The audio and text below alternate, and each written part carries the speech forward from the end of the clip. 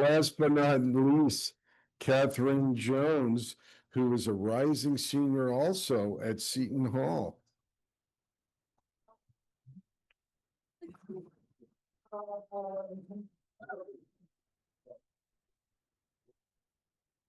Good morning, everyone.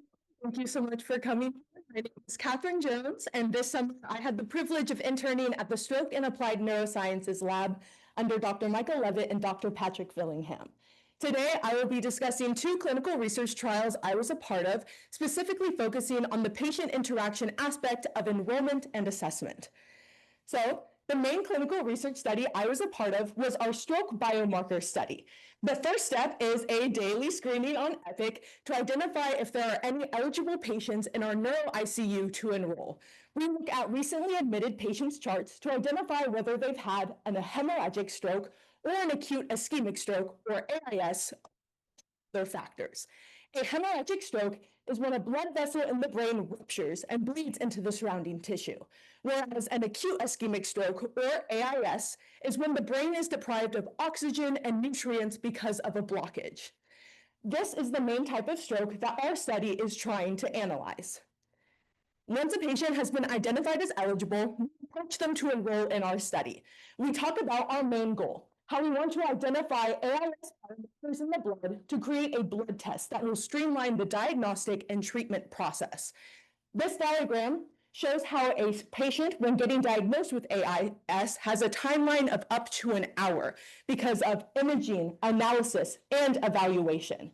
By creating a blood test, we can administer the blood test upon patient arrival to identify AIS biomarkers, diagnose it, and have immediate treatment. We then tell the patient what they have to do to participate. We collect blood and then perform neurocognitive assessments, as well as tell them the benefits and risks of participating in the study. We then tell them how the data obtained from their blood analysis and assessment will be anonymized, encrypted, and kept confidential. If they do consent, we collect 6 cc's of blood immediately and then wait until they are about to be discharged to perform this common neurocognitive assessment, the Montreal Cognitive Assessment, or MoCA. This is a 10-minute screening that assesses impairments in language, memory, attention, and executive function. For a stroke patient, factors such as stroke severity and location can strongly dictate performance. For example, a patient with a stroke in the left middle cerebral artery could struggle with language, such as not being able to list over 11 words that start with F in under a minute. Or a patient that suffers from a stroke in the right middle cerebral artery can suffer visuospatially, such as not being able to draw a cube or a clock. So when we give these assessments, we do it upon discharge and then 6 weeks, 6 months, and 1 year after discharge, hoping to see a gradual improvement from the patient. Now, it's your turn to do part of the MoCA. I am going to say a series of numbers, and I want you to repeat them back to me in the correct order. Are you ready? 2, 8, 5, 4. 5, 8, 5. Dr. Levitt, I heard you say 3. This next one is harder, so you have to look in. Okay, I'm going to say a different set of numbers. This time, repeat them back to me in the reverse order. Are you ready? 7, 4, 2.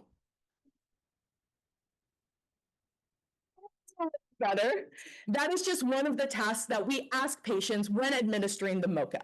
And this is the extent of our patient interaction portion for the study. Although the study is still ongoing, Dr. Dominic Missel, one of our neurosurgery residents, is focusing his research on NETs, neutrophilic extracellular traps.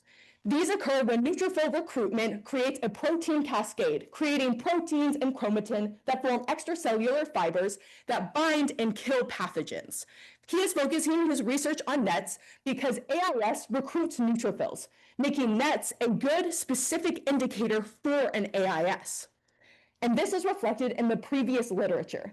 As you can see in this data, components of NETs, such as CYP-H3 DNA, cfDNA, and nucleosomes, have a high, strong correlation with the health of the patient, with stroke patients having higher amounts of these proteins that we could identify to diagnose a stroke. The SANS lab is also in collaboration with Dr. Burke and the cardiology team at UW-MC Montlake. We collect blood from patients undergoing aortic arch replacement surgery, such as for aortic aneurysms. These are the blood samples that we will analyze to identify protein concentration changes in the blood before and after AIS, being able to identify what proteins could cause this stroke. Once those proteins are identified, the lab will create a targeted assay to be able to ensure specificity by screening them against hemorrhagic patient blood. By ensuring specificity in these protein concentration changes, that will be the blood test. Dr. Levitt estimates that this study will be ongoing for a couple more years, but once he has identified a good specific indicator, his next goal is to cure all the diseases in the world. The next study that I was a part of was the development of the app Pupil Screen. Dr. Lynn McGrath, a UW neurosurgery resident alumnus, created Pupil Screen, and Dr. Anthony Maxon, one of our current neurosurgery residents, developed this app to revolutionize pupillometry.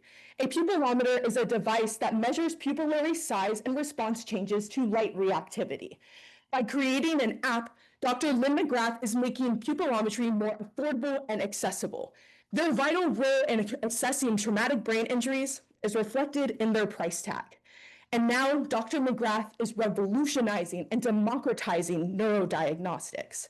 For the study, we screened patients in the emergency department and neuro ICU for traumatic brain injuries.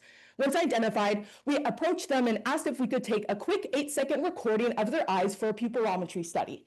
As the study has no risks in participating, we verbal consent from the patients or their family to record. And once recorded, the app measured their pupillary light reflex. This measures pupil response to changes in light intensity, such as dilation and constriction time. If a patient has a traumatic brain injury, we would expect them to have abnormalities in the size of their pupil, a delay or absence in response, or an asymmetry in the way that their pupils can respond. The app then creates a pupillary light reflex graph, which shows how a patient's right and left eye constrict, dilate, and the size of their pupil compared to the standard. And this is what we use to see how to assess their neurological functions. My favorite part of this study was its external applications. Whereas by creating an app, pupillometry will be accessible outside of the hospital setting, like sports games, like football and soccer that carry high risks of concussions. Medics at these games, from elementary to professional leagues, will be able to take pupil recordings to assess brain injuries immediately, right there on the bench. I want to say thank you so much to Dr. and Mrs. Ellenbogen for creating this program, as well as Dr. McDonald and Julie for helping us out. A very special thank you to the SANS Lab, Dr. Michael Levitt, Dr. Patrick Fillingham, Tyler, Michelle, Lyndon, Syra, Jaina, Richard, and Keiko, especially, who is our mentor throughout the summer. You all created such a fun and nurturing environment. And to the rest of my cohort, the mentors, PIs, faculty, speakers, donors, and patients who had created such a unique experience, thank you so much for your time and dedication. I hope to collaborate with you all again.